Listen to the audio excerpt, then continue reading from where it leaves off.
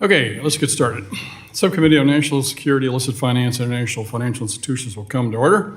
Without objection, the chair is authorized to declare recess of the committee at any time. This hearing is entitled International Financial Institutions in an Area of Great Power Competition. Without objection, all members will have 5 legislative days within which to submit extraneous materials to the chair for inclusion in the record. I now recognize myself for 4 minutes to give an opening statement. First, thank you to our witnesses. For being here today. You offer a wide and deep expertise on international financial institutions and global economics, and we look forward to your insights. Over the past year, in an effort to rein in the decades-high levels of inflation sparked by the reckless government spending, central banks shifted from a prolonged period of extraordinary monetary policy ease to one of aggressive monetary tightening. The Reserve, the European Central Bank, and the Bank of England all increased interest rates at the fastest pace in decades, while also withdrawing liquidity by not rolling over a meaningful part of their large bond portfolios.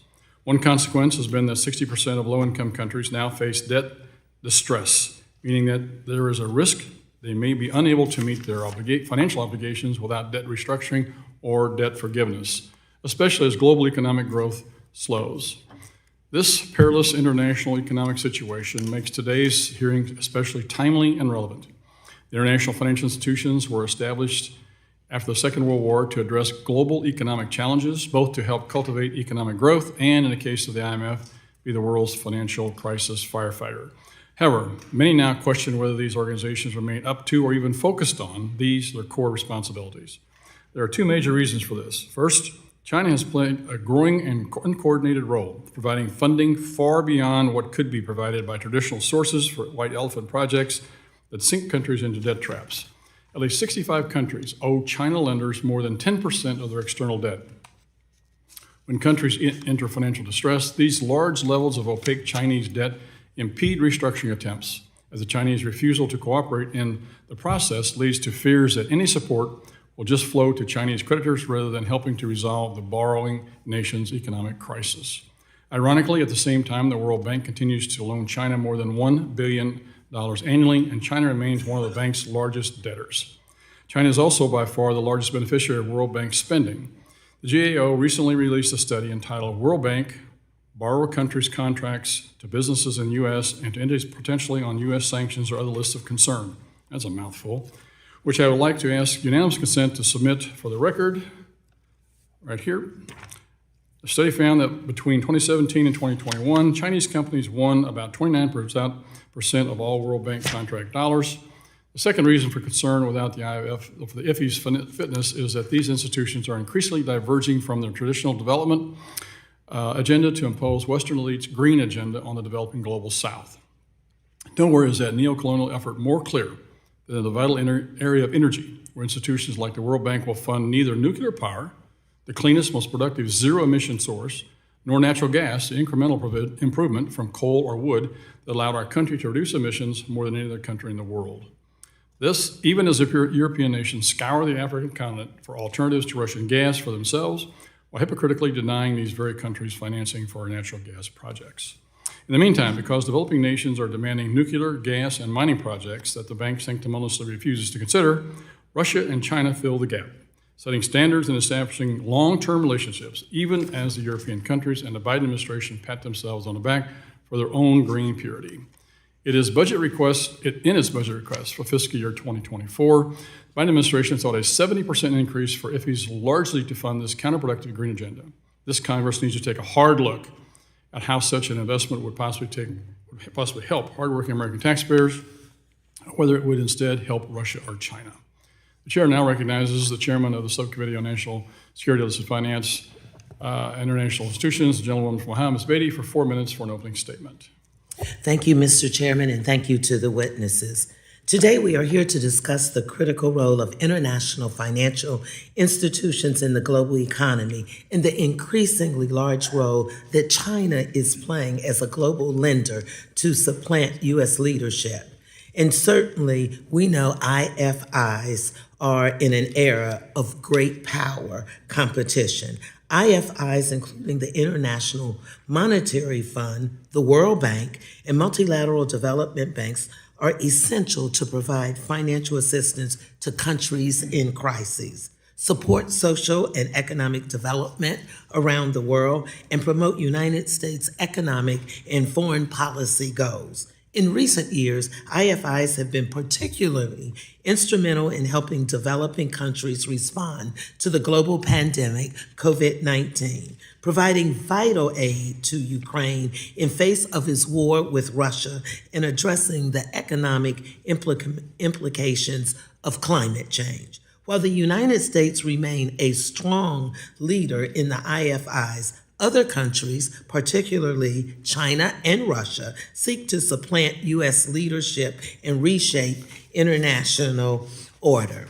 China Belt and Road Initiative, designed to craft a China-controlled global infrastructure, strategically seeks to lend and invest in developing countries to spread Chinese influence. To this end, China launched its own multilateral development bank, an Asian Infrastructure Investment Bank. These loans and investments come with strings and conditions that allow Chinese influence to become entrenched in borrowing country, from adoption of Chinese labor practices to the use of China's central bank digital currency. Through its obscure lending practices and unwillingness to restructure loans in line with global norms, China has been pushing countries into unsustainable debt. Now more than ever, it is critical for the IMF and other IFIs to have the resources they need to support low-income, at-risk countries so they don't turn to China for funding.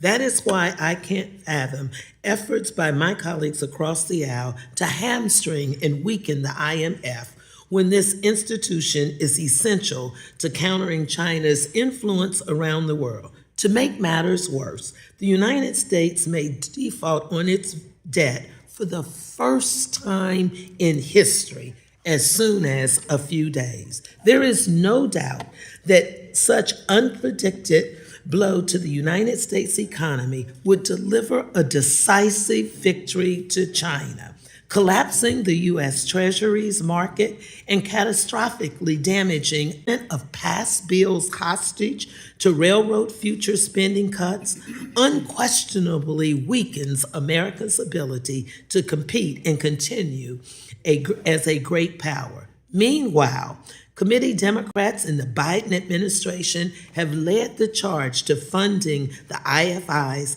and enacting legislative measures to protect and promote United States competition on the global stage. For example, from the CHIPS and Science Act to the American Competes Act. So I remain committed to continuing this vital work, preserving the United States standing as a great power in the global economy. I want to thank our witnesses for appearing today to discuss this important matter, and I'm hoping that my voice holds up. So please excuse it, and I look forward to your testimony today. Thank you, and I yield back. We have 1 minute reserved for the chairman as well as the ranking member. The chairman doesn't appear to be here at this time, so with this, we will recognize the ranking member of the full committee, the gentlelady from California, Ms. Waters.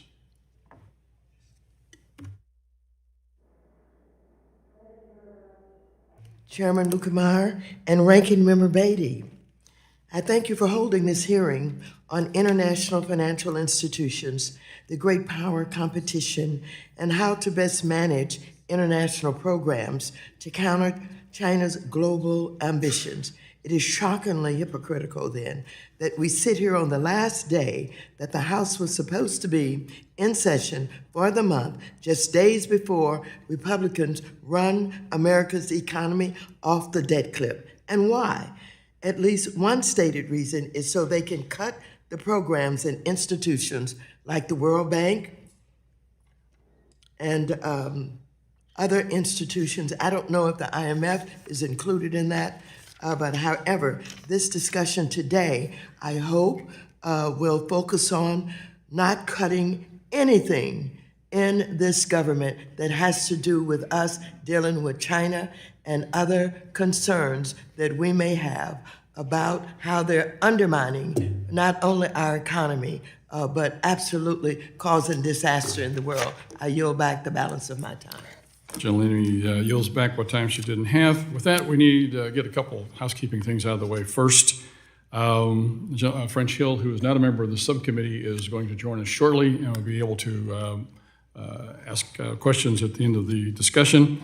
We are going to have votes today, and right in the middle of our discussions here, so sometime between 9:45 and 10 o'clock. So we will adjourn for a short period of time to go do our constitutional duty to vote on a bunch of bills this morning. We'll return and finish at that time, so you gentlemen will be able to go to the restroom, find something to drink, get a little nap, whatever it takes to keep you going for the rest of the morning.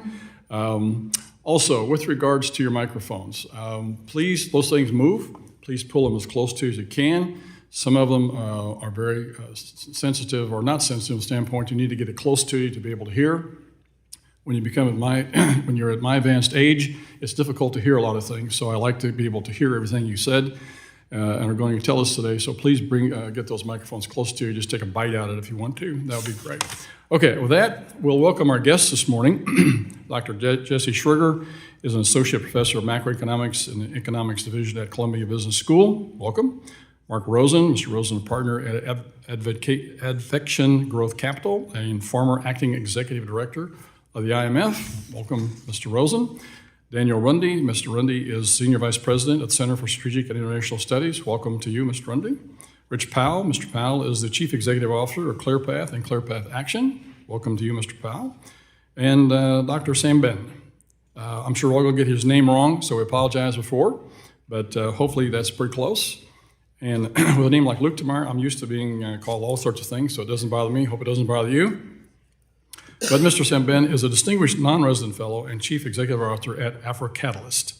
We thank each of you taking time to be here today. Each of you will be recognized for 5 minutes to give an oral presentation of your testimony. Without objection, each of your written statements will be part of the record. I control the time with my gavel, so if you start here, that means it's close to time to stop. On your desk in front of you, you should have a timer. When you see the yellow button, kind of wrap it up. See the red button, means you're going to get gavelled out. So with that, Dr. Sugar, you're first this morning. You're recognized for 5 minutes. Please turn your microphone on, please. Thank you. So Chairman Lukemeyer, Ranking Member Beatty, and members of the subcommittee, thank you very much for the opportunity to testify today. I'm Jesse Schrager, the class of 1967 associate professor at Columbia Business School and a founding co-director of the Global Capital Allocation Project. The international financial institutions currently face a significant challenge in the form of ongoing sovereign debt restructurings and countries on the verge of debt crises. Addressing sovereign debt crises and many other issues in the international financial system starts with an understanding of who owns what and who owes what to whom. At its core, a sovereign debt crisis arises when a debtor country is unable or possibly unwilling to meet the contractual value of its obligations. In such a crisis, the task at hand is to figure out how much a debtor is willing and able to repay its creditors, and then coordinate an agreement among the creditors to split the losses. This has always been a challenging problem since sovereign debt lacks the type of seniority structures or bankruptcy procedures that facilitate the resolution of corporate defaults. The difficulty of resolving a sovereign debt crisis is further compounded when creditors have differing objectives, especially when we lack a clear understanding of who the creditors even are. Today's debt challenges have many parallels with those of recent decades. In particular, the countries currently facing debt distress have largely borrowed from foreign creditors in US dollars and other foreign currencies that they do not control. This has left them vulnerable to external shocks, such as the rise in commodity and energy prices following Russia's invasion of Ukraine and the sharp recent increase in US interest rates. As their currencies lost value, these countries found it increasingly more difficult to repay their debt. As in previous sovereign debt crises, a successful resolution today will involve significant write-downs and losses by creditors, as well as additional lending from the International Monetary Fund. So in this sense, what's happening today looks like the past, but let me now turn to what is different about the world's debt situation. One key difference is that the largest emerging markets are generally not included among the list of countries in debt distress. Instead, debt problems are primarily concentrated in lower income countries. One important reason why is that major emerging markets now largely borrow from foreign private investors in their own local currency. This means that even if their currencies lose value against the dollar, they don't see their required repayments increase nearly as much. This is a major improvement in the resilience of the international financial system. So, as the US and the other G7 countries consider scaling up lending from the multilateral development banks for infrastructure and other projects, it's important to do so in a way that helps low-income borrowers avoid dangerous currency mismatch as much as possible. The second difference today is the role of China as a global creditor to low-income countries. China is now the largest bilateral creditor in the world, and for some countries, debt from China alone can exceed a quarter or even half of their GDP. I want to highlight some challenges this raises. First, and related to my previous point, almost all of this lending from China is in foreign currency, and it's actually overwhelmingly in US dollars. Second, China's style of lending via its state-controlled policy banks positions it between conventional international private creditors, like bond investors, and other official bilateral government lenders. This has led to significant disagreement about how China should be treated in sovereign debt restructurings and is leading to costly delays. Third, there's uncertainty about just how much money is owed to China. China does not participate in traditional creditor reporting systems, and it tends to include non-disclosure clauses in its loans that prevent borrowers from revealing the terms. Fourth, some of the Chinese loans require borrowers to keep cash in offshore escrow accounts as collateral. This makes other creditors worry that China will be treated as the senior creditor in default if they can seize assets before formal debt restructuring negotiations even begin. Adapting the world of sovereign debt to reflect China's new role begins with a systematic understanding of the true nature of these exposures. The final challenge to the international financial institutions that I want to highlight is how tax havens and other offshore financial centers make it harder to know who owns what around the world. Because global financial statistics are according to the immediate location of an investor or borrower, countries around the world don't even know where their money goes to or comes from. Let me give you an example. In 2019 and 2020, nearly $3 trillion of investment in stocks and bonds recorded as officially going to tax havens like the Cayman Islands and British Virgin Islands were actually going to Chinese firms. Closer to home, our official statistics report that our third and fourth largest portfolio investors are the Cayman Islands and Luxembourg. This means that we really don't even know who our ultimate creditors are. The problem is even worse around the world, where investment statistics lag behind what we have in the United States. The international financial institutions can play a unique role coordinating global efforts to look through tax havens and uncover the true pattern of global capital allocation. Knowing who owns what will allow the world to resolve future debt crises more effectively and efficiently. Thank you very much for the opportunity, and I look forward to your questions.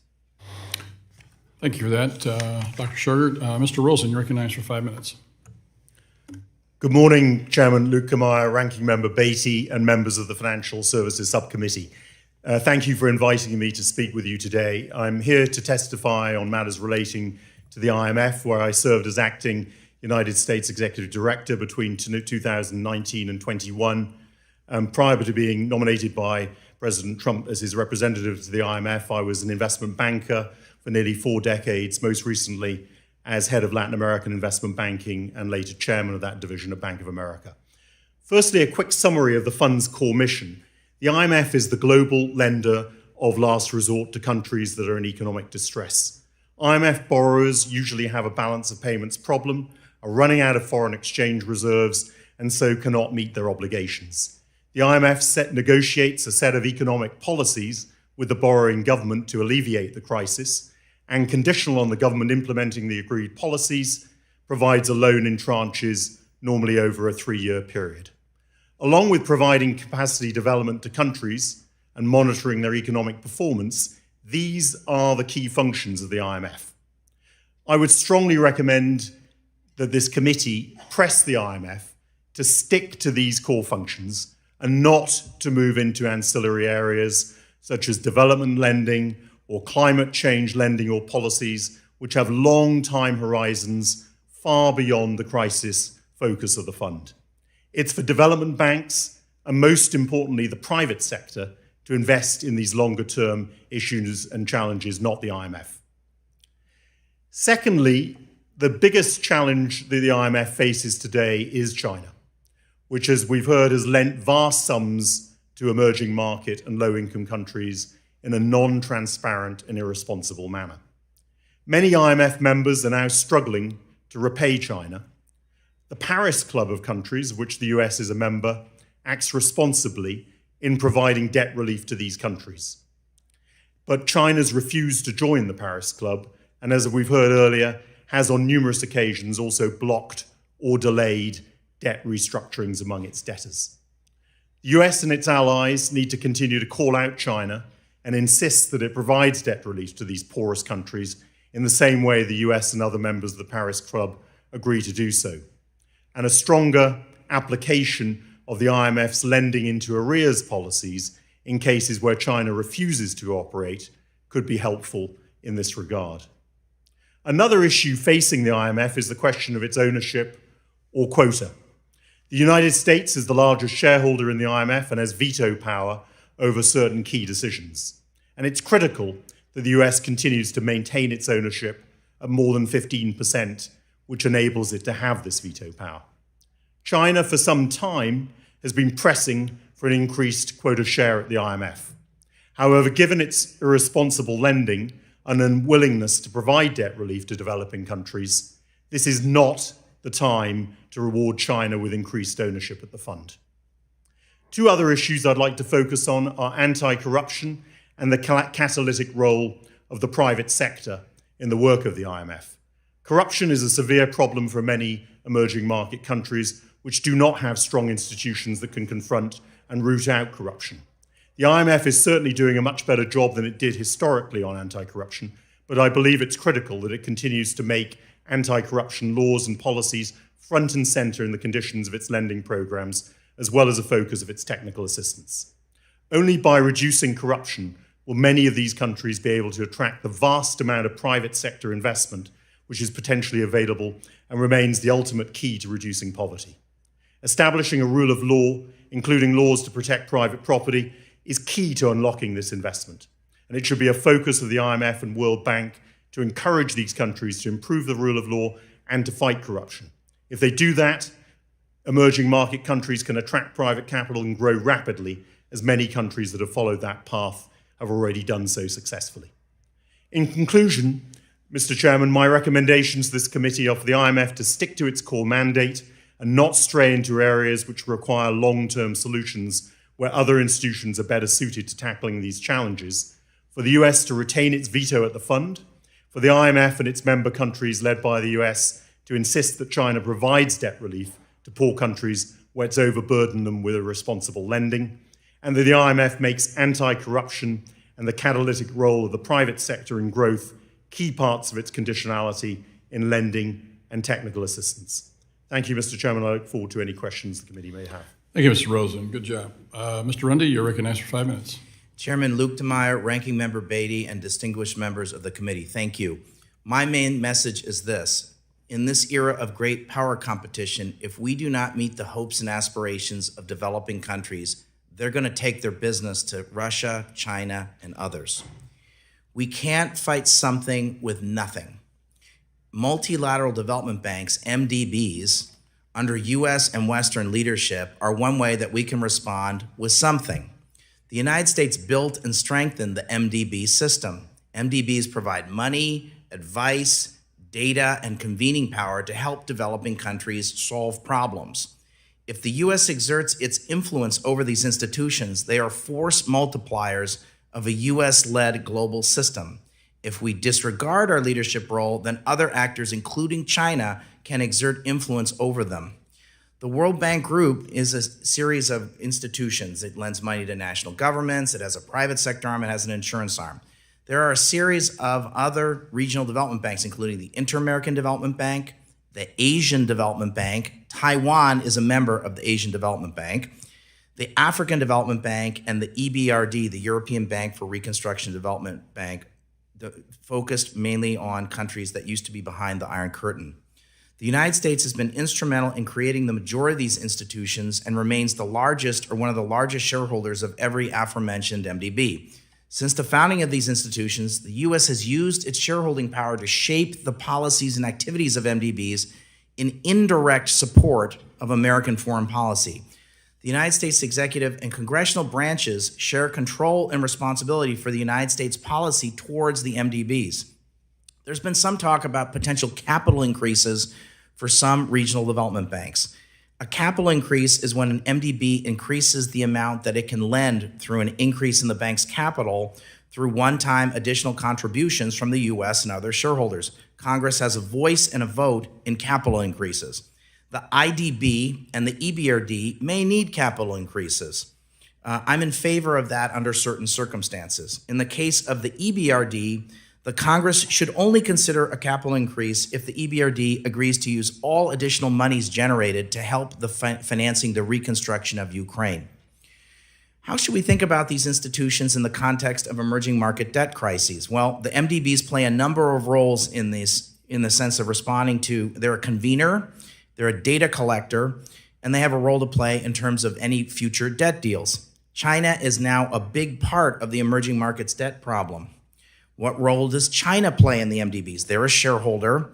China continues to borrow from the World Bank and the Asian Development Bank. That is crazy. That needs to stop. China, as a shareholder, also has Chinese firms can bid on MDB projects. China wins a lot of, in terms of dollar value, a lot of the dollar value of World Bank contracts, something to take a look at. How does the Belt and Road figure into the MDBs? You all have heard of the Belt and Road. Unfortunately, it's to the hopes of China's friends and potential friends. To counter the BRI, the U.S. needs a positive alternative that says more than, don't work with China, right? That's not a strategy. We've got to have an alternative. What is the role of MDBs as stewards of environmental protection? Well, under the Paris Agreement of 2015, each signatory had to file a national climate action plan. If these plans include oil and gas infrastructure, then the MDBs should support oil and gas infrastructure. MDBs also need to do more in mining and minerals. To achieve a carbon transition, we're going to have to produce 40 times the amount of cobalt and lithium. MDBs would rather have a root canal than work on mining and minerals. They'd rather not deal with it. If the administration comes to Congress for a capital increase for the MDBs, Congress should condition new capital increases on the revision to U.S. policy opposing support for oil and gas projects. I have several recommendations. First, the U.S. needs to ensure these institutions remain a force multiplier of a Western form of development. Second, mobilizing private investment should be a central focus of the MDBs. Third, MDBs should largely respond to client-driven demands. Fourth, the World Bank needs a much closer alignment with regional development banks. Fifth, these institutions need a more credible graduation policy for middle-income countries. And finally, any future capital increase for regional development banks should consider Taiwan joining as an economy. Thank you, Mr. Runde. Mr. Powell, I recognize for 5 minutes. Good morning, Chairman Lukemeyer, ranking members Beatty and Waters, and members of the committee. I lead ClearPath. We advance policies that reduce and remove global energy emissions. When I last spoke with this committee in 2019, the world's energy and climate landscape looked very different. Since then, COVID disruptions, Russia's savage invasion of Ukraine, growing tensions with China, unprecedented energy investments, and waves of extreme weather have shown that more energy and emissions know no borders. This committee can ensure financing to the developing world for clean technologies like advanced nuclear, particularly through the IFIs. I'll cover 4 topics today. First, the importance of nuclear energy and the latest American innovations. Second, our global competitors, particularly China and Russia. Third, the potential and challenges for IFIs in nuclear projects. And fourth, the importance of a parallel U.S. XM and DFC strategy for nuclear exports. An increase in demand for reliable, clean electricity has U.S. utilities calling for doubling our nuclear fleet by 2050. Military, big tech, and heavy industrial users are exploring a variety of advanced designs. There are 15 reactor concepts applying to the U.S. Nuclear Regulatory Commission. And today, at least 8 U.S.-based companies have publicly announced international partnerships to explore deployment in more than 10 countries. These partnerships could last a century, from construction through decommissioning. That said, the U.S. has lost market leadership to intense global competition for nuclear projects. In the last 5 years, Russian and Chinese state-owned firms captured 87% of all new construction starts globally. Today, China is building more than anyone, with 55 operable reactors, 23 under construction, dozens more in the pipeline, and a policy to go global through the Belt and Road Initiative. And it's not just the reactors. The U.S. is also vulnerable in nuclear fuel. By 2030, China and Russia could control 63% of global uranium enrichment capacity. There's more. From 2016 to 2021, China provided more energy project financing globally than all major multilateral development banks combined. Rapidly developing countries are looking for reliable, low emissions power, but mainly they're going with what's cheap. IFIs can and should play a bigger role in providing an alternative. Yet institutions like the World Bank have been slow to respond to the needs of these countries and even have a self-imposed ban on supporting nuclear projects, having not supported a single nuclear project in the past 60 years. As two of ClearPath's advisors noted in a recent foreign affairs piece, an Egyptian presidential advisor told us and a group of U.S. Republican lawmakers at COP27 last year, countries like hers want dependable energy and supportive financing. They would welcome U.S. investments, but we haven't been showing up to meet that demand. That's why Egypt instead took a loan from Rosatom and Russia for its new nuclear plant and is now locked into that relationship for the foreseeable future. Chairman McHenry's International Nuclear Financing Act would direct leadership at the World Bank and U.S. representatives at other IFIs to push for nuclear projects. Even if the bank and other IFIs removed their ban on nuclear financing tomorrow, it's not guaranteed we'd see more U.S. nuclear projects abroad. For instance, a recent study by the GAO found that Chinese-based companies received 1/3 of World Bank-funded international contracts over the past decade. Still, China remains eligible to borrow from the bank for its own development programs. Russia also remains the 8th largest shareholder for one of the bank's key lending facilities. As we consider pressing the bank and other IFIs to be more proactive on clean energy, particularly nuclear, we need to improve America's own export financing. One example, our recent successes in Poland. The Trump administration began these negotiations, and in 2022, this administration proposed a financing package. Poland chose Westinghouse's AP 1000 in a deal worth roughly $40 billion. This year, Ex-Im and the Development Finance Corporation also signed an agreement to finance up to $4 billion for another Polish project that could support the U.S. export of GE Hitachi's SMR. A similar expression of interest for financing Romania's adoption of NuScale's advanced nuclear reactors was put forward at this past weekend's G7 leaders meeting. Unfortunately, this type of coordinated effort across U.S. federal agencies is the exception, not the rule. Representatives Donalds and Clyburn have introduced their International Nuclear Energy Act to enhance our competitiveness via a comprehensive civil nuclear export strategy. If we better leverage existing tools, enact these new policies, our all-of-the-above clean energy strategy will reduce global emissions. If the World Bank and other IFIs reassess their nuclear energy policies rather than simply defaulting to no, we'll be on a clear path. Thank you again for the opportunity to testify. We're eager to assist the committee in ensuring the U.S. regains its leadership in international clean energy. Thank you, Mr. Powell. Dr. Semban, you're recognized for 5 minutes. Thank you very much, Chairman. Good morning, Chairman Lutkemeyer, Ranking Member Betty, and distinguished members of the Financial Services Subcommittee on National Security, Illicit Finance, and International Financial Institutions. I thank you for inviting me today to testify at this hearing on international financial institutions in the era of great power competition. Before I begin my testimony, Mr. Chairman, allow me to pay tribute to the memory of music legend Tina Turner. We in Africa mourn her loss together with America. My name is Dauda Semben, and I am a distinguished non-resident fellow at the Center for Global Development and the founder and CEO of AfriCatalyst, a global development advisory based in Dakar, Senegal. I'm a former executive director of the International Monetary Fund, where I represented 23 African countries on the executive board. And during my tenure, I chaired the statutory IMF Executive Board Committee, which is responsible for strengthening collaboration between the IMF and other multilateral organizations, notably the World Bank, the United Nations, and the World Trade Organization. Today, I would like to focus my testimony on the potential implication of the relationship between the United States and China at the World Bank and the International Monetary Fund. In addition to my written testimony, here are the key messages I would like to convey. First, I agree that the United States should constructively engage with major shareholders of the World Bank and the IMF and other IFIs, including China.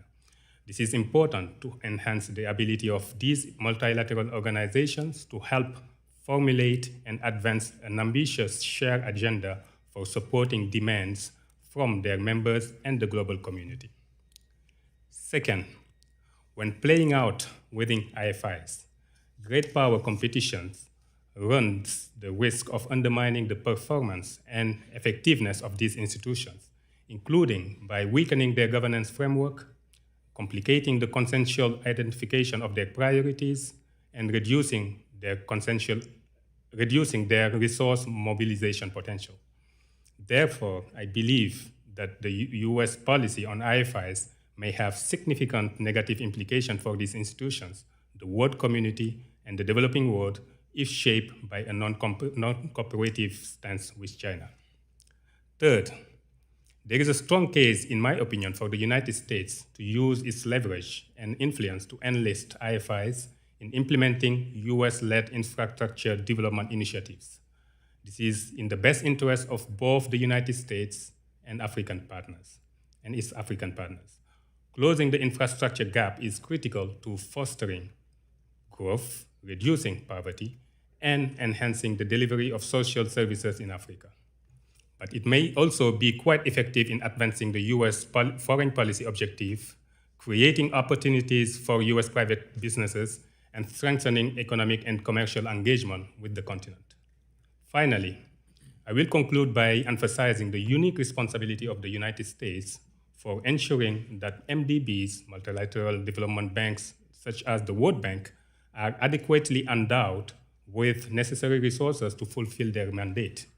This includes providing timely and adequate funding to IFIs and contributing to capital increases. In this connection, I certainly agree with Ranking Member Beatty on the need for significant US funding to IFIs. I also believe that capital increases for MDBs should be motivated by efficiency considerations and the need to optimize their ability to meet demands from countries and the international community. Thank you for your attention, Mr. Chairman. Thank you, Dr. Sambeni. Fascinating discussion. Thank you all for being here this morning. Excellent testimony. With that, we'll turn to the members' questions, and I'll recognize myself for 5 minutes. In my opening statement, I referred to the GAO report, which I have here, and we'll enter the record without objection. It was issued this month earlier, and it reveals staggering inequity in the values of contracts that the World Bank has awarded. All of you, or most of you, have referenced this report this morning with what you've been telling us, and so. Despite the U.S. being the largest shareholder and contributing member to the World Bank, the U.S. business saw measly 2.4% of overall contract awards, while Chinese companies were awarded over 92% of all contracts. It's very disconcerting to see that not only some of this money going to Chinese companies that are on our U.S. entity list or sanctions list because they pose a significant risk to our national security, but there's also the discussion about whether they give the quality of construction and where the dollars are actually going that are of concern as well. So any of you that like to take that question to begin with, where do you see this going? How do we keep our funds going from these international financing organizations to the Chinese to then be able to go out and loan the money at a higher rate of interest to other developing countries whenever they really don't even qualify for some of these dollars themselves? I know several of you started to talk about this. Dr. Schroeder, you want to start out the discussion on that this morning?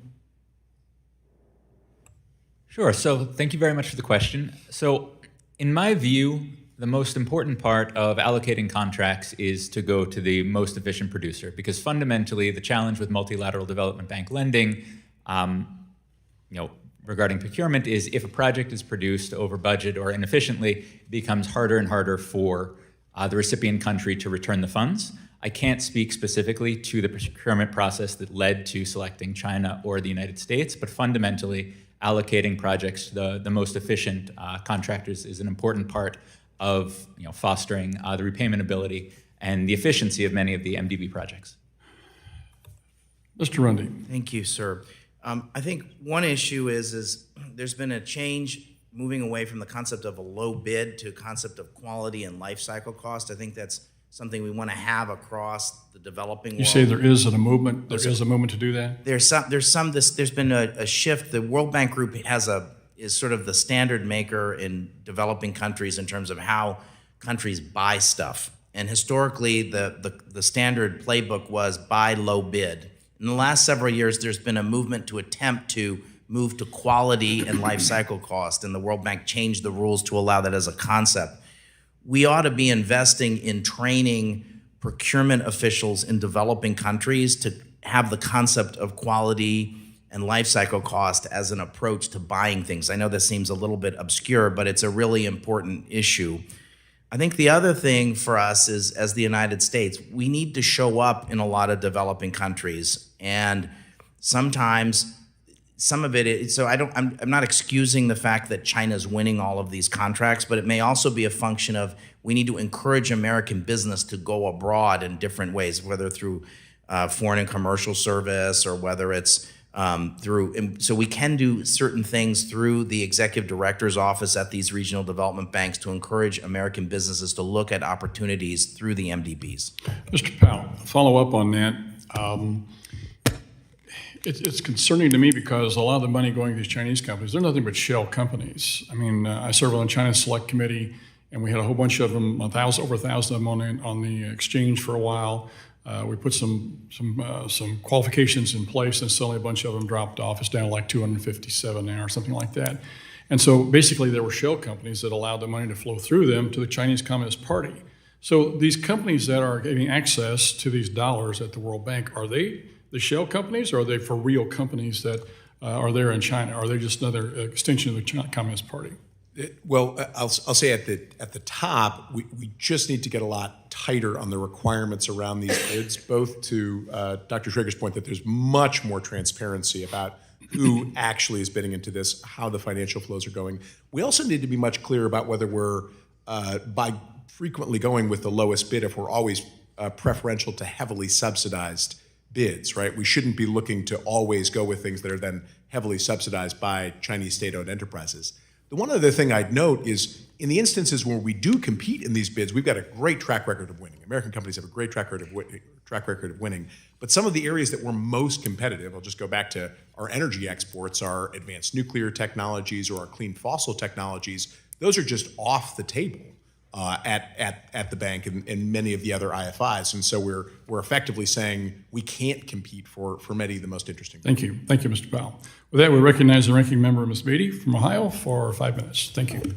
Thank you, Mr. Chairman, and thank you for bringing your expert information to us. All of you have basically mentioned how the United States needs to strengthen our role, or how we should try to maintain and not let others like China, i.e., have a larger percentage of interest with IFI.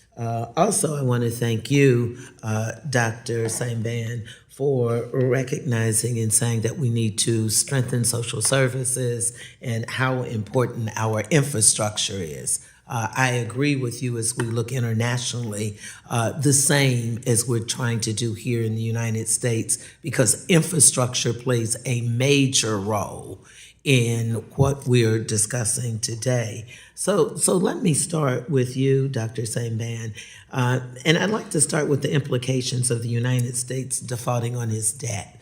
I have a difficult time trying to separate where we are now and what we should be doing. We know that such a disaster would have a catastrophic consequences in the United States economy and spread throughout our global financial system. Is there anything you can lend to us with advice on how a default would affect other countries around the world and the international financial institutions' abilities to help countries in need? Well, thank you very much for your question, Ranking Member Betty. I do fully agree with you that the potential debt default of the U.S. would be actually having dramatic consequences, not only for the U.S. but certainly also for many developing countries.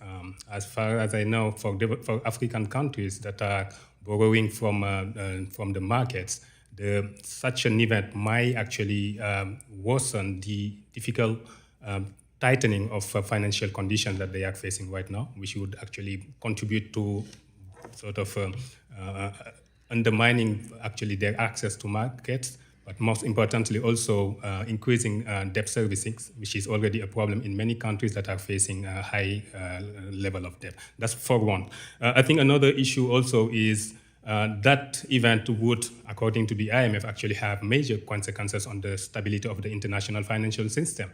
And if that was to ever happen, I think that would be actually quite catastrophic for not only the global economy in general, but economies in emerging markets in developing countries.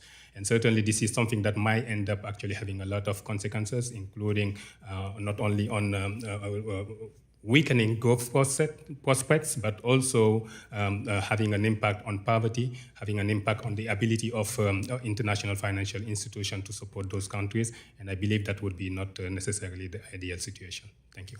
Thank you so much. Mr. Powell, we have all talked about, or all of you all have talked about the value of our stability in different ways and the impact that the United States should have on staying strong and fighting against China. Can you comment on the impact of the United States debt default of great power competition, particularly focused on the United States' ability to compete with China on the global stage and preserve its current standing in the global economy? Obviously, the United States should not default on its debt obligations. There has to be a short-term strategy and a long-term strategy for that, which also needs to bring our spending into long-term, much more sustainable alignment, so that this does not remain a perennial issue. Thank you, and I certainly agree that we should not be held hostage and have a ransom note of being able to turn our backs on those who also need our assistance. Let me move on and say first, thank you to Dr. Sambane for also recognizing the great talent of Tina Turner. That's very much appreciated. And I know in many countries in Africa what she meant to all of us. I'm probably not going to have time to have you answer this question, but being very impressed with your work and what you've done with the IF. I also have an interest in some of our close countries like the Caribbean. After being at CARICOM with then Chair Waters, we heard a lot about those lower income countries, and I will offline with you because my time is up. I yield back what I don't have. Gentle lady yields back. They have called votes. We do have a screen here of where we are with our votes. We're going to try and get at least two more people in, Mr. Barr and Ms. Waters, before we adjourn. And if they're a little slow getting to the floor, we may get in another one. But we appreciate your indulgence. With that, we recognize the gentleman from Kentucky, Mr. Barr. Thank you, Mr. Chairman. Thanks for the hearing. Thanks for the excellent testimony from our witnesses. So let me just quote from Mr. Powell and Mr. Rundy, our excellent witnesses here. Since 2000, China has become a dominant player in global energy finance, issuing more than $234 billion in loans for energy projects to some 68 strategically significant nations. For perspective, from 2016 to 2021, China provided more energy project financing around the world than all major Western-backed development banks combined. That's stunning. What I would like to know is, so the World Bank has this green agenda, and they're refusing to fund some of the most productive and lowest cost zero carbon energy sources like nuclear energy, or by supporting the mining of critical minerals necessary for these so-called green technologies. It seems as though for every World Bank fossil project turned down, China comes in with a bilateral loan, including for coal. So, Mr. Powell, Mr. Rundy, can you touch on how the World Bank's green energy policies promote China's reach into the energy space? I'll go quickly just to reiterate a few points on this. First, by the World Bank and IFIs effectively refusing to finance both nuclear projects and clean fossil projects like import of LNG technology or carbon capture technologies in places like South Africa that could desperately use them. we're opening a huge window to Chinese competition and, frankly, to Russian competition, particularly in the nuclear space as well. And we're holding back the export of U.S. clean technologies. I will totally reiterate Mr. Rundy's point about critical minerals as well being an urgent priority and very much off the table for many of these institutions. Thank you, Mr. Barr. I think the MDB should have an all-of-the-above energy policy. I think it's a mistake. I disagree with the Biden administration on holding back on supporting oil and gas projects. Unfortunately, even when the Trump administration, when we pushed for supporting oil and gas projects, we would get voted against. The Europeans would vote against us at the board at the MDBs. So we're going to need to create a new coalition to support a diversification of energy. It's hypocritical of us when we have oil and gas and coal in this country, and then we turn around and tell developing countries they can't develop their own energy sources. And we're playing right into China's strategy. And absolutely. So we have to use all of our influence to alter these policies at these international financial institutions. How do we end China's eligibility to borrow from the World Bank? So the Asian Development Bank has said they're going to end their eligibility by 2025. We should absolutely hold them to that. There is a temptation for the World Bank and the Asian Development Bank to continue to loan for a couple of reasons. One is they say, well, this is a window into how we can understand China better. There's lots of other ways to understand China better. And or this is a way for us for a bunch of lending reasons that they do it. You all have the power of the purse. You have an ability. You should have blunted conversations with the administration about this. I suspect it's an open door, but it's going to require, I think, some pushing from Congress. I would encourage this committee to push the administration on ending lending to China. Yeah, we need to do that. I don't know which witness is the right person to answer this question, but jump in, whoever. The U.S. dollar remains the dominant reserve currency with about half of all international trade invoiced in U.S. dollars, half of international loans, global debt securities denominated in dollars. At the end of 2022, the dollar accounted for 58% of all allocated reserves globally. But we hear a whole lot about China's pursuit of a digital yuan. We hear a lot about the rise of crypto. We hear a lot about BRICS, a new potential multilateral currency developing. We hear about the Saudi deal with China denominated in the sale of oil in the yuan. Can someone talk about the threat to the dollar's reserve currency status? Sure. I'm happy to start on this. So fundamentally right now, the renminbi it's not yet positioned to compete with the US dollar for a number of reasons. First and foremost, the reason that the dollar plays the role it does in the international financial system is it provides the global safe asset. You're confident, except for the upcoming debt ceiling, that you will always be paid back if you own US dollars. That's fundamentally what you know. When you contemplate investing in China and holding Chinese renminbi as reserves, you're not necessarily sure that you're going to be able to turn that piece of paper into the goods and services that you need or intervening in FX markets. Fascinating discussion. I hope that another member will ask a follow-up on that. And Mr. Rosen, you have a chance at that point to make a comment, okay? We need to continue on. With that, the gentleman yields back. We recognize the ranking member of the full committee, Ms. Waters from California. 5 minutes. Thank you very much, Mr. Chairman. I will direct this question to Mr. Samban. You were previously executive director at the IMF, representing 23 countries in Africa. So you are keenly aware of how China has been making significant investments into infrastructure of several countries in Africa. And of course, they've been doing this in the Caribbean, but I'd like you to continue to elaborate on the growing presence in Africa. I mean, it is profound. Could you help us to understand what is going on in these countries?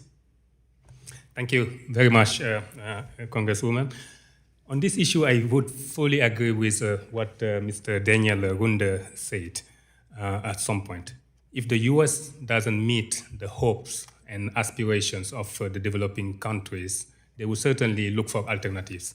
And alternatives are not only provided by China, of course, they are actually great ones, but they also provided by private sector also. And what is happening is, unfortunately, they have to do that and then, I guess, face much at a very expensive cost, in the sense that commercial borrowing is is very, very high. So what, in my sense, China has been doing is to respond to a critical need from Africa, which is the need for developing infrastructure. Infrastructure is found to be extremely important for fostering economic growth. It is extremely important for also improving the daily lives of African people by, whether we are talking about energy infrastructure or water or airports, all of that are critical, and Africa needs that. Unfortunately, they could not get those infrastructure from IFIs, or actually little of it. So, of course, they had to go and look for other alternatives, and China has provided that opportunity for many African countries. Would you agree that our presence in Africa is less now than it was some years ago when we had Andy Young and some people paying attention to Africa, who was our ambassador to Africa? Do you see that we don't have a presence there much anymore? Well, I would not say that you don't have a presence there, because I'm not going to comment on the diplomatic side, but on the economic front, what I can tell is, of course, the countries like China have been actually gaining a lot of influence in Africa, because, as I said earlier, there was a void, a gap to be closed, and they actually jump on it. Now, of course, the U.S., in my opinion, has been leading some very important infrastructure development initiatives. Recently, we're just hoping that they're going to deliver on those initiatives. If they do, I believe actually there is a really actually ample room for the U.S. to gain more from the African side. Thank you. I'd like to say a word about the Caribbean. The Chinese are absolutely taking over the entire Caribbean.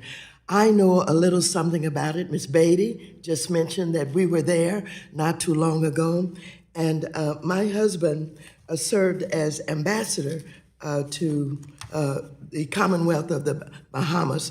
And let me tell you, I just put together a few things that we've paid attention to over a dozen years. $30 million they paid for a stadium, $3 billion for a port, $40 million for another port, $54 million for a highway, $3 billion for a hotel, and another $250 million for another hotel. The whole footprint has changed in the Bahamas.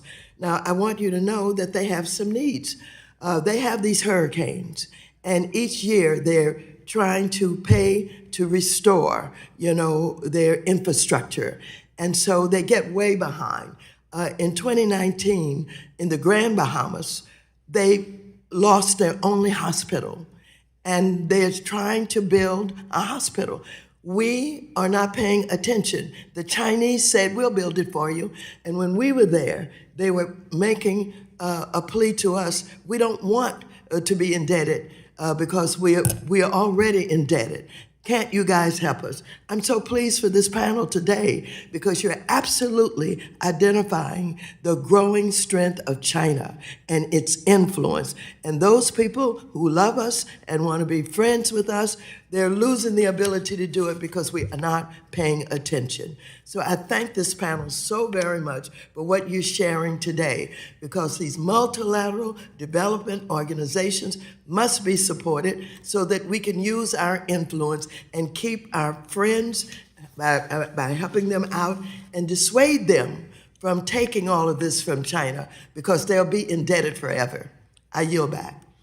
Gently yields back. With that, we, as you see over here on the left, our left, there's a screen that tells you where the votes are. Magic number is 100, so it looks like we've got about 5 minutes to go with one more questioner. That'd be Mr. Williams from Texas. At that time, we'll probably take a short recess. Mr. Williams from Texas, you're recognized for 5 minutes. Thank you, Mr. Chairman. Thank you all for being here today. I want to follow up a little bit on what my colleague, Congressman Barr, was asking Mr. Schrager to you. What is China doing to undermine the dollar's dominance as the world's reserve currency? And what should we in Congress and the administration do to combat it? So first and foremost, thank you for the question. But first and foremost, what China is trying to do is essentially convince countries around the world that the renminbi is an alternative asset to invoice your trade and to invest in. And so on the investment side, they've been working very hard to actually allow in foreign capital. So encouraging foreign central banks to hold renminbi-denominated bonds as their reserves. And on the trade side, they're encouraging firms to invoice, basically price their goods in renminbi. There's a few areas in which they've had challenges there. So first, we actually don't know who are holding most of these renminbi-denominated assets. What you can see is after the US sanctioned Russia back in 2014, it was the Russian central bank that effectively announced they were moving out of US dollar-denominated assets and into renminbi. So they did that publicly. And so, China has effectively been trying to attract foreign capital of that form. And a lot of the reasons for that is that China finds itself vulnerable in the dollar-based financial system. And so what I would say the fundamental area in which the United States can assure the dominance of the dollar is making everyone understand that U.S. Treasuries are the world safe asset, that there is no state of the world in which the United States can or will default. It all gets down to selling, doesn't it? All gets down to selling, doesn't it? I'm sorry? Well, just promoting yourself. Talking about we need to do our job to make sure the world understands. I would say so. Right. Next, I'd like to ask, global interest rates have risen at the fastest pace in decades in response to high inflation. And as rates rise and the global economy slows, countries with poor creditworthiness face significant debt distress, and China has been unwilling to work with the IMF to restructure debts owed to them because of their desire to protect their country's credit rating, meaning that these emerging market economies are in serious jeopardy. So because the IMF has not been able to rein in China and their abusive lending practices, the Chinese have increased their own emergency lending and pose a great threat to the world economy. Mr. Rosen, how could the IMF address the pressure from rising interest rates, and how can the U.S. and the IMF better hold China accountable? Thank you, Congressman. I think that's an important question. China is basically holding up the business of the IMF right now by not permitting these debt restructurings. They are basically, sometimes they indicate that they will agree to the debt restructuring. When you get into the details, they refuse to do so, as they have done in the case of Zambia. And then they ask the IMF and the World Bank themselves to take write-offs, which the multilateral institutions have never done. And it's completely wrong for the China to ask these institutions to do so, because they're already providing concessional lending at much lower interest rates than market rates. So it would be completely undermining and threatening the future of these institutions if they were to take debt write-offs. And I think the Chinese understand that, but they continue to push for it.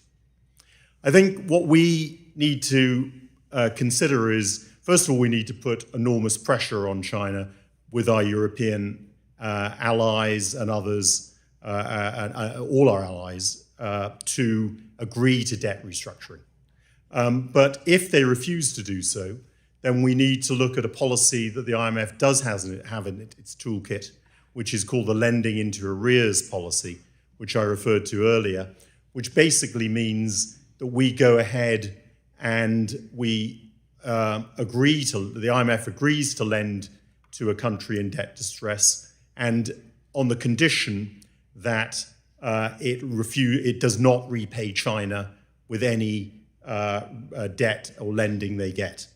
Now, that's not a perfect solution, because unfortunately in the case of Suriname last year, my understanding is that we agreed to that Suriname agreed not to pay China, but they went ahead and by mistake apparently did pay China twice. So we need to work on mechanisms to prevent these countries, if they agree to it, to not pay China going forward. But I think that's one way that we can put more pressure on China in these situations. Okay, I yield my time back. Thank you very much. Gentlemen yields. We are getting close to the number over here. What we're going to do is recess. We have 2 votes. It should take about a half an hour, roughly, for us to walk over to the Capitol, cast a vote, and or 2, and then come back. With that, we'll have a short recess. We'll call the committee back into session, and with that, we'll begin our questioning. Thank all of you, your witnesses, for indulging us in conversations, both to, from, and on the floor. You guys have been very impressive. Lots of folks have really, really enjoyed your testimony, so thank you so much. Keep up the good work. And with that, we recognize the gentleman from North Carolina, Mr. Nickel, for 5 minutes. Thank you, Chairman Lukemeyer, and thank you to our witnesses for joining us today. Dr. Saimban, Ukrainians have worked tirelessly to repel the unprovoked Russian invasion that Vladimir Putin started over a year ago. As they continue to fight to keep their country free, we need to support them, which is why congressional Democrats passed legislation that directed the U.S. Department of the Treasury to use the voice, vote, and influence of the U.S. at the IMF, the World Bank, and other relevant MDBs to advocate for the immediate suspension of all debt service payments owed to these institutions by Ukraine.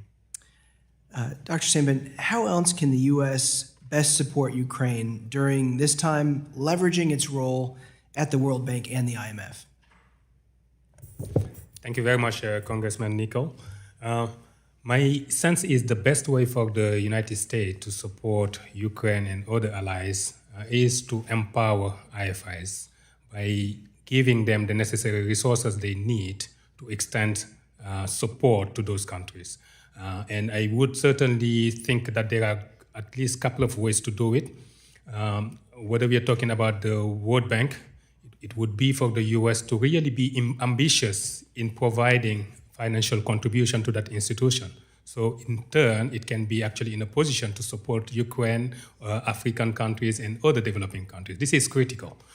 If we don't have that, the World Bank would be in very serious difficulty to deliver that mandate.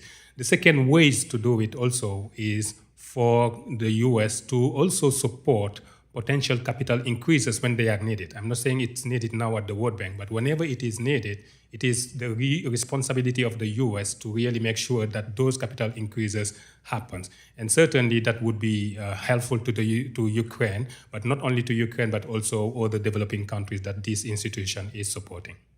Thank you. Dr. Saimban, again to you. Russia has historically exported various goods and commodities to developing countries around the world. Ukraine, too, was a contributor to the global food supply. Russia is still exporting grain and fertilizer worldwide, including grain and fertilizer stolen from Ukraine. How might the international financial institutions help countries to diversify away from Russian commodities, such as grain and fertilizer, and what else is needed to support the IFIs in these critical endeavors? Thank you, Congressman Nickel. I'm glad that you're asking these questions. I think one fundamental ways that the U.S. and IFIs can really help developing countries in general have the opportunity to access grains and other agricultural commodities is to really help those countries in their efforts to promote agricultural transformations. And that requires making a lot of investment in this area. The U.S. has announced a partnership on food security with Africa last December on the margin of the Africa-U.S. Summit. This is very much important that actually the U.S. implement those type of partnership by making sure that they support those countries in mobilizing the necessary resources they need to invest in agricultural transformation. That would be a very good way to provide alternative sources of grain consumption for those countries. Thank you so much for your answers. Mr. Chairman, I yield back. Gentleman yields back. With that, we go to the distinguished gentleman from Georgia, Mr. Loudermilk, for 5 minutes. Well, thank you, Mr. Chairman. Thank you all for being here. It's a very interesting conversation we're having here. And Professor Schrager, one of my colleagues earlier asked you about the effects of a U.S. default, what it would have on emerging markets. And I think you answered that appropriately, as everybody agrees. It would have a devastating effect on U.S. economy, which it would have an effect in other markets as well. I just want to state for the record that we're taking that very seriously. It's interesting that my colleague from the other side of the aisle asked about something that we have already taken action on here in the House weeks ago, and we're still waiting on the White House and the Senate to actually move forward with it too. So just want to mention that for the record, that it was interesting that question was asked from the other side when we are actually taking this very seriously. But there's another issue that wasn't asked. It's sort of relative, and I want to get your opinion on it, is regarding the record high inflation that we've seen, that directed by driven by the spending that we've had over the past 3 years. And how is that, these record high, this inflation, how has that affected other countries' borrowing costs? Sure. So thank you very much for the question. So the way in which U.S. inflation has primarily affected other countries' borrowing costs is actually in the Federal Reserve's reaction to it. So fundamentally, every country around the world that borrows in U.S. dollars, they're always going to have their bonds priced as a spread to the risk-free rate in dollars, which are U.S. Treasuries. And so as the Federal Reserve moved to raise interest rates to combat inflation, you can think of countries around the world that not only have to pay the U.S. Treasury rate, which is going to go up with interest rates, they're still going to have to continue to pay that spread above U.S. borrowing costs. And so as the U.S. moved to combat our own inflation problem, it's led countries around the world to also have to pay a higher interest rate on U.S. dollars. So with that, does this create a risk for us that may push other markets to, let's say, the Chinese renminbi? Is that something that we could be facing that pushes these emerging markets to another lender? So I think that the challenge there is most countries still, actually one of the things you see is other countries are very reluctant to denominate their debt in Chinese renminbi, primarily because there isn't a large liquid investor base that will purchase the bonds. And so even though hypothetically, Chinese government bonds are going to pay a lower interest rate than U.S. Treasuries, Chinese government bonds in renminbi than U.S. Treasuries in dollars, there still is not really a large market for governments to issue their bonds in renminbi the way that there is for U.S. dollars. Is there a critical point as far as an interest rate that would overcome that? In other words, that would force them to go? So I think in some sense, I think the real way in which people start being able to issue and borrow in renminbi is when people start thinking in terms of the goods that they need to buy and consume are in renminbi. Fundamentally, most countries around the world, if they issue a bond in renminbi, the calculation they have to do is then, okay, I'm going to take my renminbi and convert it into US dollars to buy the thing in which I need. And so while actions in the U.S. financial system are certainly going to affect other countries' decisions to borrow in renminbi, the kind of underlying challenges in Chinese financial markets and fundamentally the lack of goods priced and sold in renminbi are going to continue to hold back kind of a growth of this market for a while. And in particular, the fact that many countries are reluctant to try to raise money inside of China's liquid onshore capital markets for effectively fear of capital controls. If you've raised renminbi in China, you can't get that out and to your projects the way you can if you raise money in the US in dollars. But it would be safe to say that if the Treasury Department were to reverse this path and start lowering interest rates, it would reduce any risk of using China over US. I guess I think the fundamental way in which the U.S. can, I think that I wouldn't recommend that the Federal Reserve stop trying to combat inflation in order to think of other countries' borrowing costs. I do think there's going to be interaction, but I don't have a strong view on that now. Okay, thank you. Well, with the time that is quickly running out, I'll submit the rest of the questions for the record. Thank you, Mr. Chairman. I yield back. The gentleman yields back. With that, we go to the gentlelady from Texas, Ms. De La Cruz, for 5 minutes. Thank you, Chairman Luetkemeyer, for holding this hearing today. Well, I appreciate my colleagues' many concerns over China's role in international debt challenges that are currently faced. And its attempts to reshape the international financial system. I want to start my time a little closer to home. I represent a congressional district of 15 in Texas, and that is along the U.S.-Mexico border. It includes McAllen, Texas, the most southern tip. It's also over 80% Hispanic, one of the most Hispanic districts in the nation. For our community, the border presents its own challenges in our everyday life and plays a significant role in our life. That being said, I would like to talk about the most important international financial institution in my district, and that would be the NADBank, the North American Development Bank. NADBank has supported nearly 300 infrastructure projects benefiting nearly 20 million people along the southern border, providing basic yet critical services like clean water and waste disposal. The last time Congress addressed NADBank was in the North American Development Bank Improvement Act of 2019, which became law as part of the implementation of the USMCA. Mr. Rundy, you've advocated for updates to NADBank's mandate, including extending the current project radius limit beyond 62 miles. Do you still support extending the range of NADBank's operations, and what other steps should Congress take to consider enhancing NADBank's work along the U.S.-Mexico border?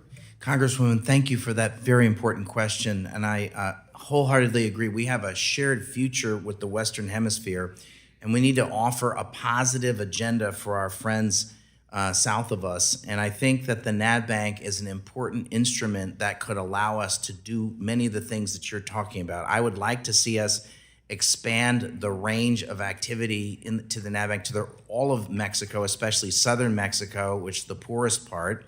And I'd like to see it expanded to the northern triangle of Guatemala, Honduras, and El Salvador. We have a lot of folks who migrate. I think the NADBank could do a couple things for us. I also think it ought to expand its activities beyond environmental and basic infrastructure improvement. It could be an infrastructure finance vehicle for Mexico and Central America, including energy. And two things. One is, in the case of Mexico, we want to offer our friends and our friends and neighbors in Mexico to expand options other than options that aren't necessarily the most constructive economic options, let me put it that way. But also, secondly, we want to find ways for people, especially in the Northern Triangle, to make a lives where they were born and where they grew up. And when a country hits $8,000 per capita, Congresswoman, people stop migrating. People would rather stay where they grew up. They only leave because of oftentimes either violence or because of lack of jobs. So I think strengthening the NADBank, giving it a larger range and giving it a larger set of activities that it could take on could be a really interesting instrument to responding to the challenges migration and to respond to some of the challenges related to the violence that we're seeing in Mexico. Thank you very much. Similarly, it is my understanding that the U.S. Border State Representative on NADBank's Board of Directors is currently vacant. Is that still correct? I do not know the answer to that. If it's vacant, that would be a problem. I think we should have, across all of our multilateral institutions, including the NADBank, we need to have people minding the store. And it's part of our leadership. Part of our leadership is just minding the store and keep making sure that things are going the right way. So if that's not been filled, that needs to be filled, Congresswoman. Thank you. And with that, I yield back. Gentlelady yields back. With that, we recognize the distinguished gentleman from Iowa, Mr. Nunn, for 5 minutes. Thank you, Mr. Chair, and I appreciate you putting this together. I think, team, we all are familiar with the situation called the Coda Sinclair Dam in Ecuador. We know that in 2019, Ecuador defaulted on its loan, and it received this loan from the China Development Corps, forcing the country to renegotiate with the Communist Party in Beijing and making cuts to its budget, damaging Ecuador's credit rating and making it harder for the country to borrow money both in the future as well as putting it in a position where it is now beholden to Beijing. So the question, Director Rosen, I'd like to direct towards you is, when we're looking at unfair global financing protocols, can you please speak to ways that China is manipulating the international financial institutions and why they're continuously allowed to cheat the system?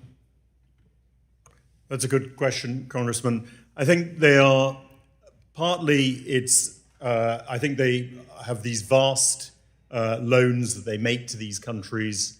They I think there's definitely evidence of corruption in the way that they make these loans. Unfortunately, emerging market countries, as I mentioned in my testimony, suffer a lot of corruption in their governments and elsewhere. And so they are easy prey for Chinese corrupt behavior. And I think a lot of the problem lies with the fact that these countries are not attractive places for the private sector to invest in because they don't respect private property, and they are corrupt.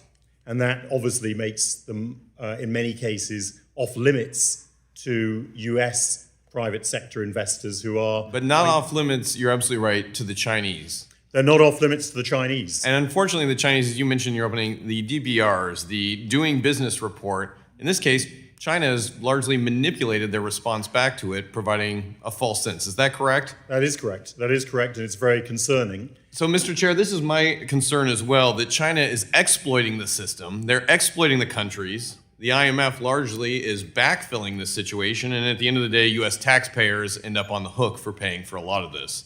The overall concern here is that Belt and Road, while good for China, really is all roads lead to Beijing. And that should be a concerning situation for all of us. Dr. Slager, I want to speak to you then on why China is allowed to borrow so heavily from the International Bank for Reconstruction and Development when it clearly does not meet the borrowing criteria.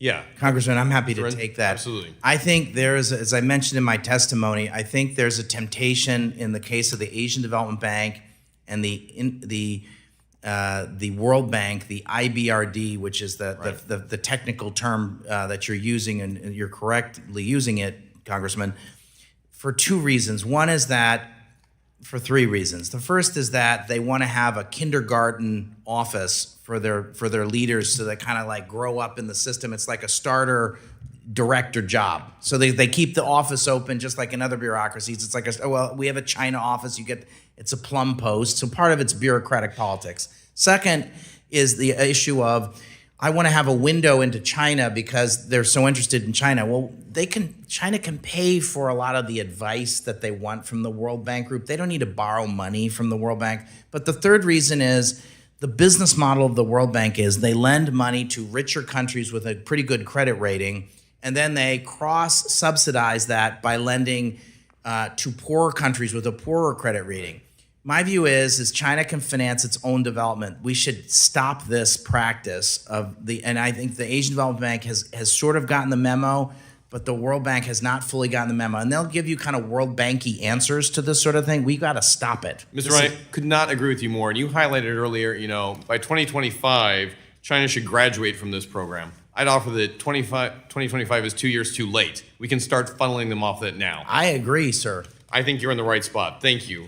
With the time I have remaining, I do want to ask you, you brought up an interesting proposition of including Taiwan in this. It's because the United States is the largest contributor to the World Bank. We should have also a voice in where this goes. And so, Mr. Chair, I want to highlight here that the United States has issued sanctioned export controls against countries that the World Bank has awarded over 28 contracts to. As was highlighted earlier, these things include the Three Gorges Dam, the South China Seas, the Bishar Nuclear Power Plant, the Long March rocket family. Time after time, U.S. taxpayers are financing operations that the Chinese are taking for themselves. How do we get them off this? I'll let you have the last word. Ultimately, we need to find ways to figure out the sanctions list. They will say, well, we use the UN sanctions list and we can't put them on the UN sanctions list. And so I think, anyways, I'll stop. I'll yield back my time and I'll submit the rest of my questions off the record. Thank you, Mr. Chair. Gentleman's time has expired. With that, we go to Mr. Muser from Pennsylvania, who's recognized for 5 minutes.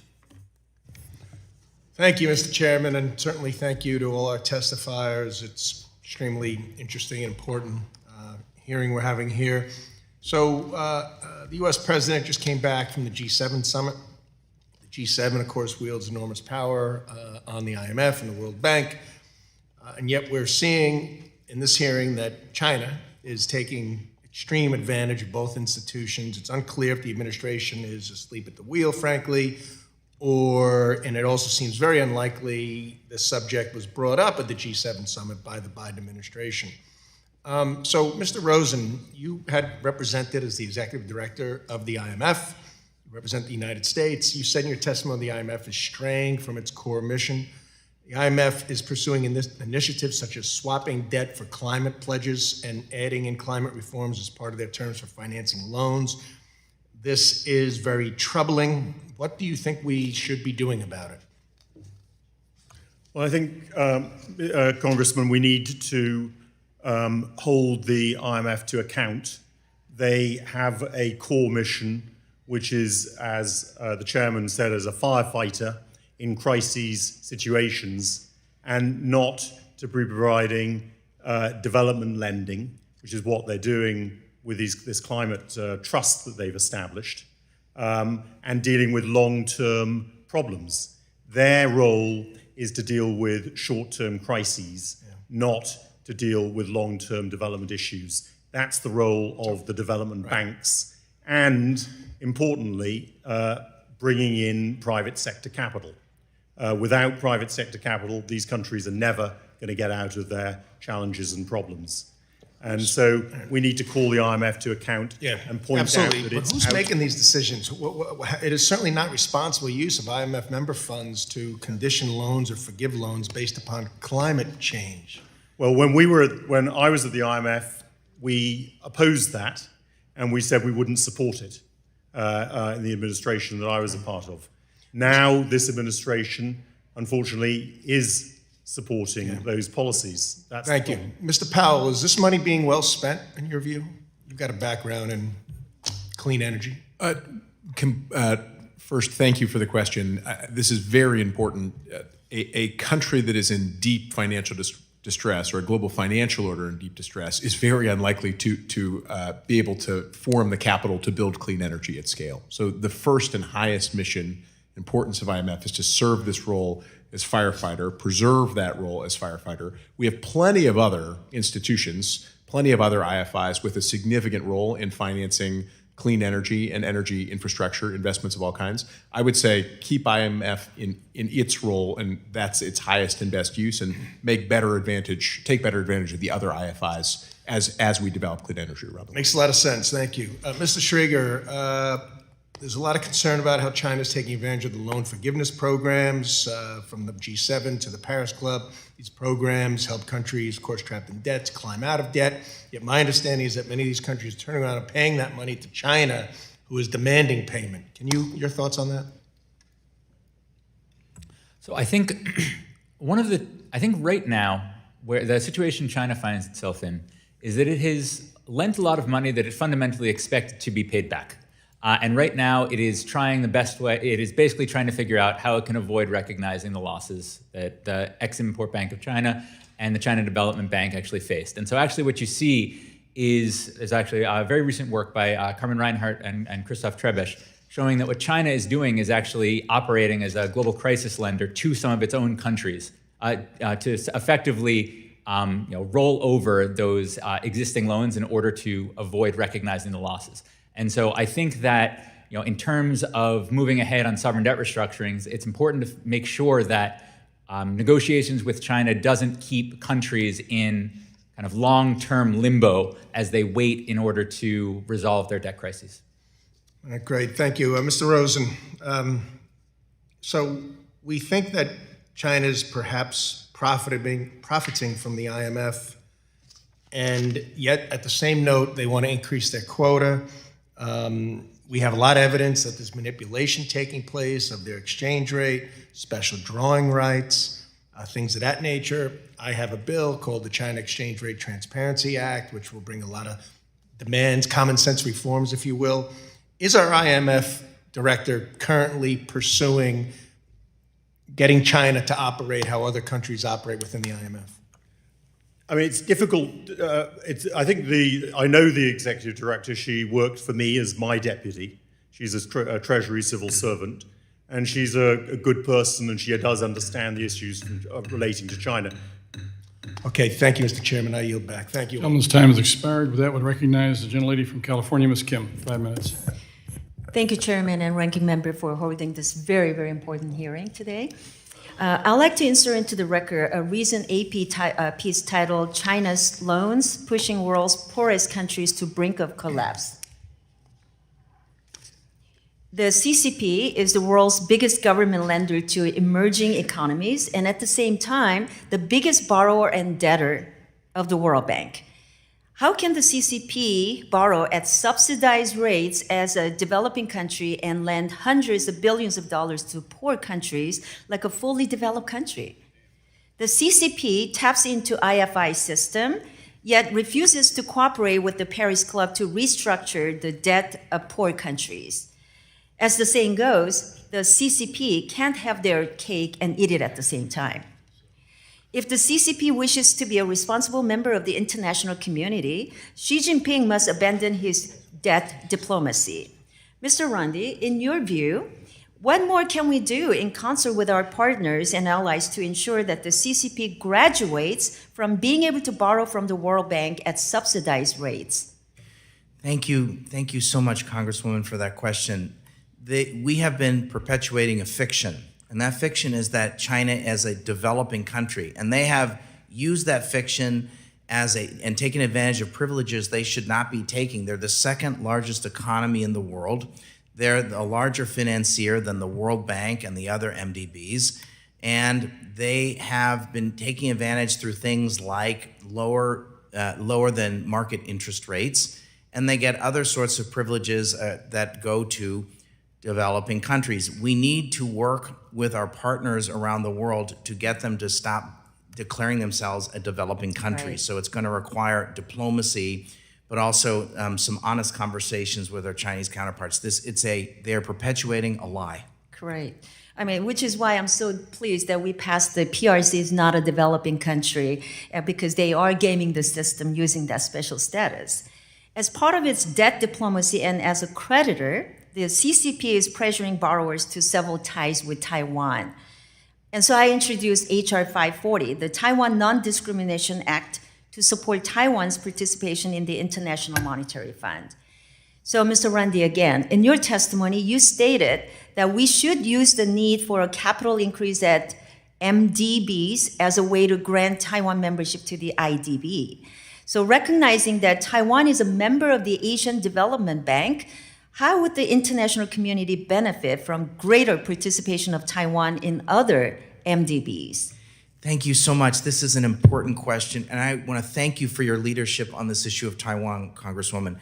So it is true that Taiwan, as an economy under the formula of Taipei China, is a member of the Asian Development Bank since 1966. This is not a well-known fact. It is also a member as an economy of the WTO. Most of Taiwan's allies are in the Western Hemisphere. There is some talk about a capital increase for the Inter-American Development Bank or the Inter-American Development Bank's private sector arm. I'm supportive of both because I think it would be part of a new initiative to work in the Caribbean, to work in Latin America. We ought to have a capital increase. But that is a political deal, and Congress has a seat at that table. We should demand that Taiwan get a chance to buy shares in the Inter-American Development Bank, just as they do in the Asian Development Bank. In the case of the EBRD, Congresswoman, what happens in Ukraine is not going to stay in Ukraine. China is watching what's happening in Ukraine, and so we should hope that Ukraine delivers a historic victory against the Russians and against their illegal invasion. Sure. But when the reconstruction begins, we're going to need a lot of people to carry the burden. And Taiwan ought to step up and carry a very significant burden on the reconstruction. So one way they could do that, there is also talk about a capital increase for the EBRD. Under certain circumstances, I would agree with that. One of the conditions I would make is to say, well, we would like Taiwan to be a significant burden sharer in the reconstruction of Ukraine. One way to do that would be for them to buy into shares of the EBRD. So thank you, Congressman, for that important question. Sure. Let me open the next question to anyone on the panel who has opinion on that. So please make your comments brief. With the CCP unwilling to restructure the debt of its borrowers, the IMF has been unable to deploy much needed capital to those countries. So in your view, how could we get the IMF to utilize its lending into arrears policy to circumvent debt provided by the CCP? Congressman, may I answer that question?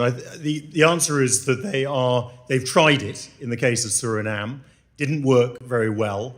They need to review the mechanisms and impose true burdens on countries that breach that lending into arrears policies and pay China, even though they're not supposed to. There needs to be proper penalties against countries for doing that.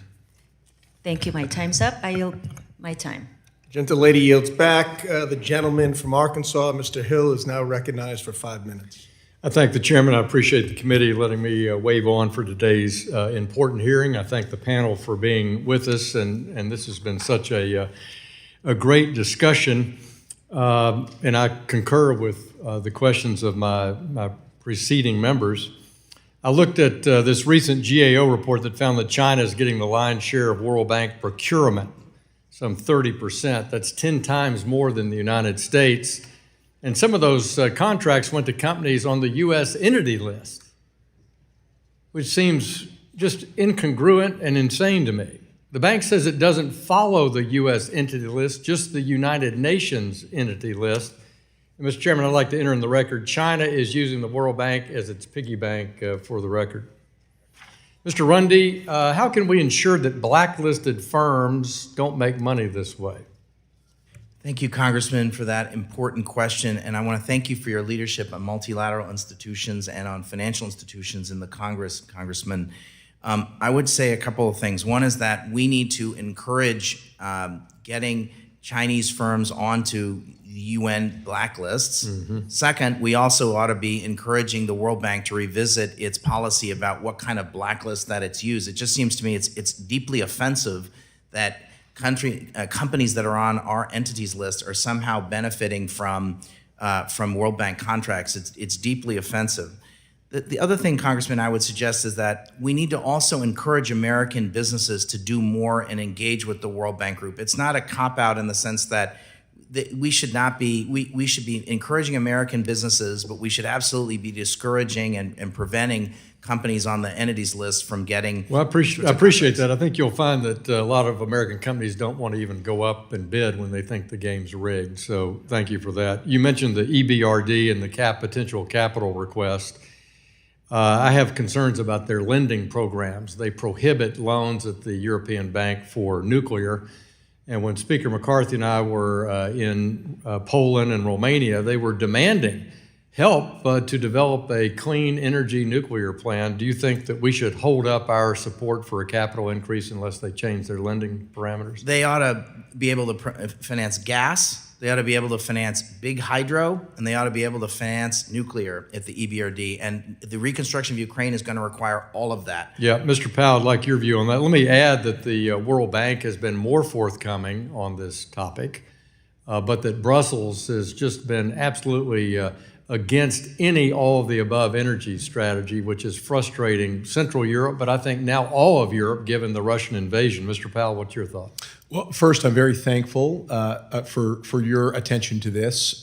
Thankful that the U.S. Exim and DFC have at least partially filled in on this and are now supporting exports of U.S. SMR technology to both Poland and Romania. But tragic that there is not a U.S.-backed IFI that's willing to participate in this. I think using the moment of the capital increase is an interesting idea. Another idea has been proposed to try to get around this blockade from Brussels, which is, what if we were to establish a trust fund at the bank? This has been done in other instances, like for carbon capture and sequestration, and a topic not popular with Brussels, but we could establish a trust fund with like-minded other countries that are interested in the bank pursuing nuclear activities, and then they could also invest in the trust fund, and we could end run it that way. Thanks for that suggestion.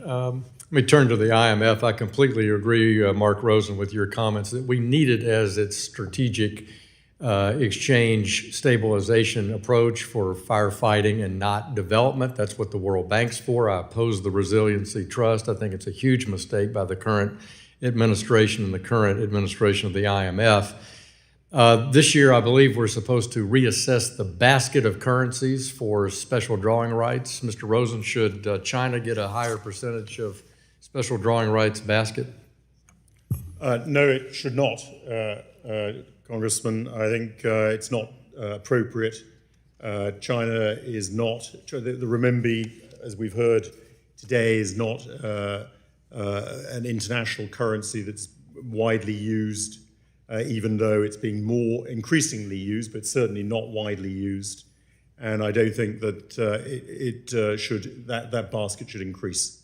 Thank you. Well, I've introduced the SDR Oversight Act last January. I did it last year. I opposed these macro SDR allocations. I think it's a huge mistake, and I support Congress authorizing SDR allocations by the IMF. And I think the IMF ought to change its bylaws on that, and I yield back, Mr. Chairman. Thank you.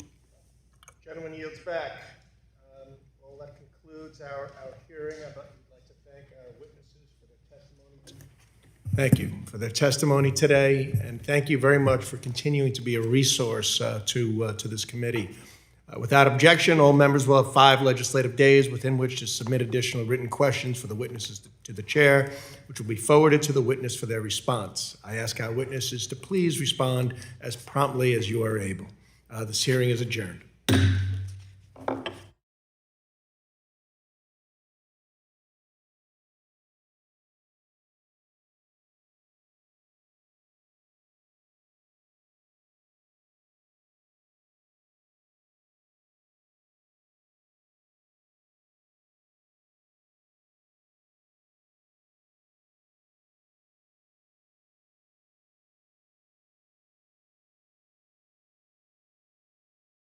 You're welcome. Grace?